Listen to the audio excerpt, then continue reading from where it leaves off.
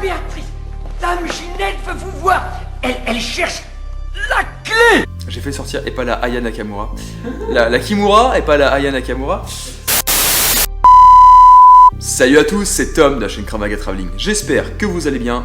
Les clés, c'est efficace en self-défense? Vraiment? C'est ce qu'on va voir dans cette vidéo. Alors, les clés en self-défense, vaste sujet. Cette vidéo, en fait, m'est venue, l'idée de la vidéo m'est venue parce que, justement, on pratiquait pas mal les clés durant un cours de self récemment. Et je me suis demandé, est-ce que vous pensiez un peu des clés? Est-ce que pour vous, c'est vraiment utile en self-défense ou pas? Donc, j'ai lancé deux sondages, l'un sur Facebook, l'un sur Instagram. Et ce qui ressort, c'est que c'est quasiment du 50-50. Vous êtes 50% à dire que pour vous, les clés n'ont pas d'intérêt en self-défense et 50% à dire que si réellement il y a un intérêt en self-défense. Donc justement, on va pouvoir voir un peu les arguments de chacun, les pour, les contre.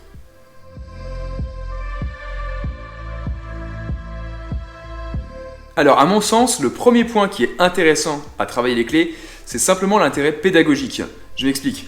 Quand on travaille les clés, on travaille vraiment tout ce qui est motricité fine, on travaille vraiment le placement dans l'espace, on travaille la biomécanique, savoir comment fonctionne le corps humain, notamment au niveau des clés de coude, par exemple, comment le coude fonctionne, etc. etc. Donc mon premier intérêt, à mon sens, pour des clés, de les voir en arts martiaux ou en self, c'est simplement un intérêt pédagogique. Alors, le deuxième intérêt des clés, c'est le domaine sportif. L'exemple le plus probant, c'est directement le MMA. Le MMA, vous pouvez gagner par KO réel de votre adversaire, KO cérébral, ou par soumission. Donc on le voit souvent, les clés qui sont placées notamment en Jujigatame, la Kimura, etc. etc. Toutes ces clés permettent de finir d'une autre manière le match.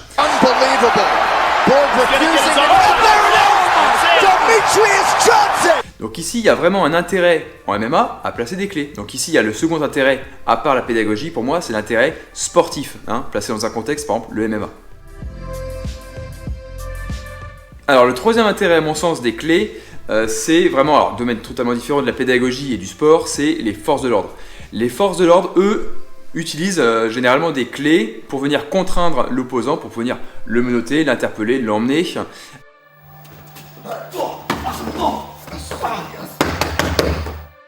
Ici, les clés ont vraiment une visée directement professionnelle, et ça c'est totalement différent.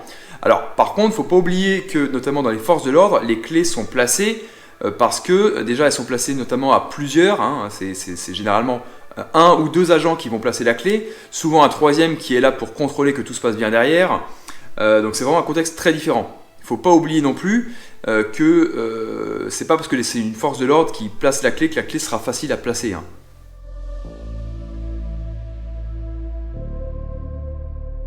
Alors le premier inconvénient des clés, c'est simplement en fait la motricité. Je m'explique. Une clé, ça demande vraiment d'avoir une bonne motricité, notamment motricité fine, d'avoir une bonne dextérité, de savoir ce qu'on fait. C'est vraiment quelque chose de technique. Donc ça marche bien en salle. Par contre, sous stress, dès qu'on arrive sous stress vraiment, et surtout avec un adversaire qui ne veut pas se laisser faire, on arrive à dégrader la technique. Ça devient compliqué de placer une clé. Et donc, en sous-stress, si vous avez le cœur le palpitant qui monte vraiment, le stress qui pousse, essayez de placer une clé avec vraiment quelque chose, une clé où on demande vraiment des placements spécifiques des doigts, etc. Ça devient tout de suite beaucoup plus compliqué. Donc pour moi, ça c'est le premier point un petit peu qui rend les clés vraiment complexes, notamment surtout en self-défense, en contexte de rue. Alors le deuxième point, et qui est super facile à contrôler, c'est que placer une clé à quelqu'un qui ne veut pas la recevoir, c'est super compliqué. Un jour, un prof de Krav m'avait dit foutre une patate à quelqu'un qui ne veut pas la recevoir, c'est compliqué. Une clé, c'est encore plus compliqué. Vous pouvez faire le test avec un pote à vous. Vous lui dites ok, je vais te faire une clé, rigidifie ton poignet et je vais te faire la clé. Vous allez voir que directement, ça ne marche pas. T'es tendu comme une crampe. Mais non, je suis pas tendu. Si t'es tendu. Bah non. Si je te dis que t'es tendu, t'es tendu. C'est pas entendu, je suis pas tendu. Je te dis t'es tendu, Natacha. C'est tout. D'accord? Donc placer une clé à quelqu'un qui ne veut pas la recevoir, c'est super compliqué. Alors oui, en effet, on va sûrement me répondre que oui, si on frappe avant pour ramollir un peu le type, ça va passer. Je dis pas que ça passera pas, mais je dis que par contre, quelqu'un qui ne veut pas recevoir une clé, ça devient tout de suite super compliqué. Alors le troisième point compliqué des clés, c'est que les clés, c'est fait pour contraindre, notamment par la douleur, d'accord? Si vous tombez sur un opposant dans la rue qui est drogué, qui est alcoolisé, les deux en même temps... T'es défoncé? Oui, sergent-chef. Pourquoi t'es défoncé? J'ai tombé, sergent-chef.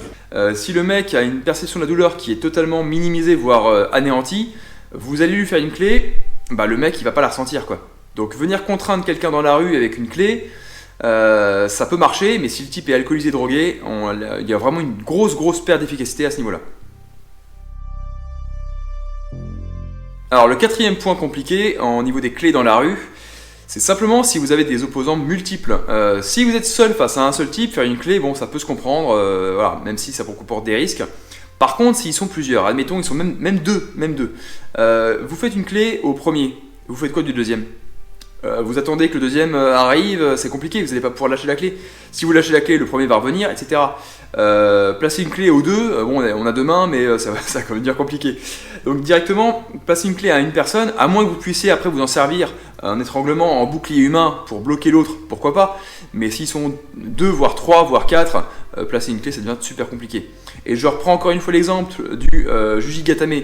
Vous faites la clé de coude au sol, s'ils sont deux, le mec il va prendre votre tête pour un ballon de foot quoi. Donc voilà, les clés c'est bien, mais s'ils sont plusieurs, ça devient tout de suite beaucoup plus compliqué.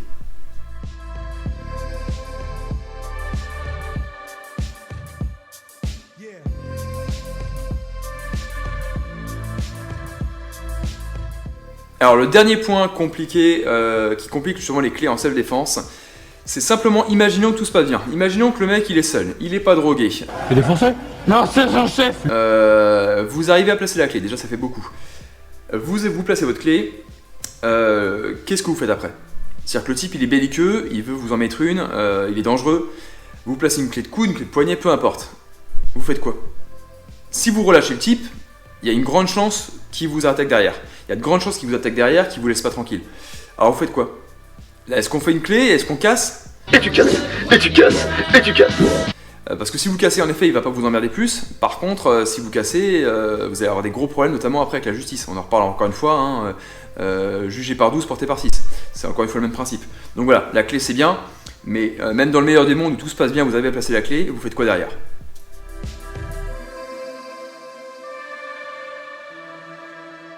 Alors, je vais nuancer un peu mes propos, vraiment positifs, négatifs. Les clés, ça peut servir dans certains cas qui sont plus favorables. Admettons, je le reprends encore une fois, vous êtes face à un seul opposant qui n'est pas drogué, qui n'est pas alcoolisé, bref. Un seul opposant qui est... il est belliqueux, mais il est juste un peu emmerdant, quoi. Il n'est pas vraiment violent. Là, venir ici faire une clé, il vous saisit le t-shirt, vous faites une clé, ça peut venir désamorcer une situation, ça peut venir le calmer. Si vraiment, bon, il est juste emmerdant, ça peut faire, ça peut marcher. Là, les clés peuvent avoir un intérêt si vraiment la situation n'est pas encore trop engagée dans la violence. Pour moi, le deuxième intérêt des clés, en fait, c'est pas forcément la clé en elle-même, c'est de faire une clé dite opportuniste, une dite de transition. C'est-à-dire que vous êtes en train de faire votre enchaînement, gauche, droite, ils vous retirent un point, vous arrivez à choper le bras au passage, vous asmatez, vous vous retrouvez momentanément avec son poignet dans la main. Là, pourquoi pas faire une clé pour bloquer un de ses mouvements, pour faire un taï sabaki pour l'envoyer au sol.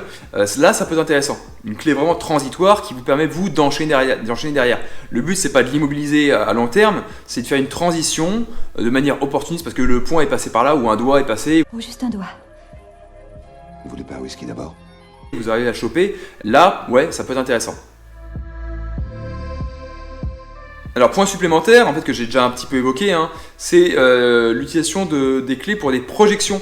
J'en parlais tout à l'heure, en fait, vous arrivez à choper le poignet, vous pouvez faire une amenée au sol, on voit beaucoup ça, notamment en self-défense, en Krav Maga et autres. On peut se servir d'un début de clé pour faire une amenée au sol qui peut être intéressant pour finir un combat, pour faire une transition, le mettre au sol et venir après au sol, venir au sol. Venir plutôt asmater pendant qu'il est au sol, si vraiment on n'a pas le choix, ou encore plus simplement, et encore mieux ça se trouve, de pouvoir faire une clé, l'envoyer au sol pour nous prendre la fuite dans le sens opposé. Ok, alors au global de cette vidéo, ce qu'il faut retenir à mon sens, c'est mon point de vue déjà encore une fois, pour moi les clés ont vraiment un intérêt global. Si je reprends vraiment la pure self, vraiment self, c'est toujours bien de les voir parce que déjà ça vous permet d'apprendre mieux au sens global les techniques de combat, etc.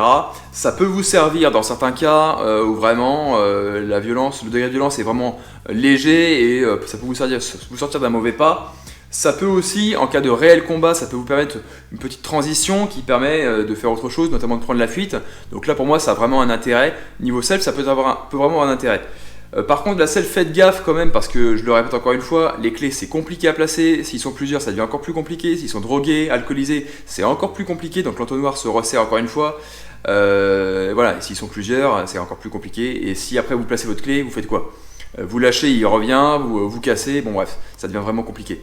Et après, encore une fois, il faut différencier après le domaine self, du domaine professionnel dit police, et du domaine sportif. Voilà, donc vraiment remettre dans le contexte. Donc les clés, ça a un intérêt, oui, mais encore, ça dépend du contexte, et ça dépend de comment vous le faites, avec qui, etc., etc., etc. Et voilà, c'est bien maintenant terminé. J'espère qu'elle vous aura plu. Si c'est le cas, laissez-moi un pouce bleu en bas de la vidéo. N'hésitez pas à commenter la vidéo, à me donner votre avis pour cette vidéo, et notamment pour de prochaines vidéos. Sur ce, je vous laisse, à la prochaine. Ciao. Les clés dans votre intimité avec votre femme. Très bien. Je commence à te dire, putain, j'ai dit ça.